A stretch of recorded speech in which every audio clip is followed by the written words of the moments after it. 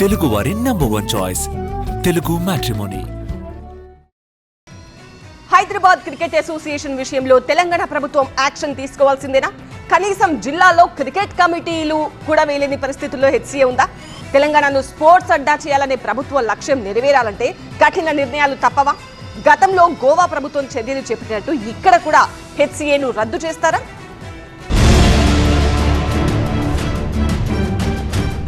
Hyderabad cricket association లో అక్రమాలపై CID విచారణ కొనసాగుతోంది. సన్ రైజర్స్ ఫ్రాంచైజీని బెదిరించిన అంశంపై సిఐడి దర్యాప్తులో సంచలన విషయాలు వెలుగులోకి వచ్చాయి. శ్రీచక్ర క్లబ్ తో హెచ్సీఏ అధ్యక్షుడు జగన్మోహన్ రావు సంబంధాలపై సిఐడి అధికారులు ఆరా తీశారు. హెచ్సీఏ ప్రెసిడెంట్ జగన్మోహన్ రావుతో పాటు హెచ్సీఏ కీలక సభ్యులపై ఫోర్జరీ, చీటింగ్ కేసులు చేసి అరెస్టు కూడా చేశారు. అయితే గతంలో హెచ్సీఏ అధ్యక్షుడిపై ఎన్ని కేసులున్నా సరే ఇప్పటి వరకు అరెస్ట్ మాత్రం కాలేదు. కానీ మొదటిసారి అధ్యక్షుడు అరెస్ట్ కావడం ఇప్పుడు చర్చనీయాంశంగా మారింది.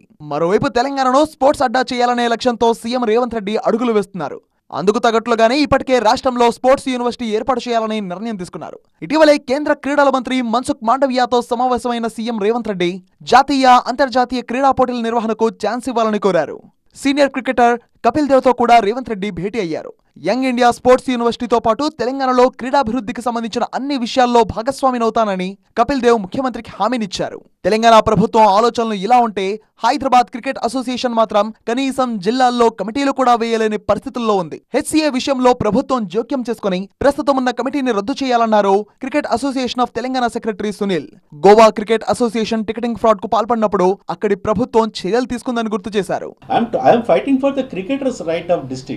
డిస్టిక్లలో కూడా న్యాయం జరగాలి. డిస్టిక్లలో 23 కొత్త జిల్లాలు ఫామ్ అయినాయి. ఒక్క కొత్త జిల్లా కూడా హైదరాబాద్ క్రికెట్ అసోసియేషన్ ఇప్పటివరకు ఒక క్రికెట్ బాడీ కూడా వేయలేదు, ఒక కమిటీ కూడా వేయలేదు.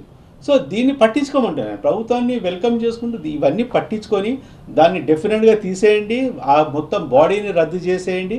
అయితే హెచ్సీఏ విషయంలో ప్రభుత్వం ఎలాంటి చర్యలు తీసుకోబోతోంది? Cricket association of Telangana demand చేసినట్టు ప్రస్తుత అసోసియేషన్ను రద్దు చేస్తుందా లేదా అన్నది చూడాలి. తెలుగు వారి నంబర్ 1 చాయిస్ తెలుగు మ్యాట్రిమోనీ.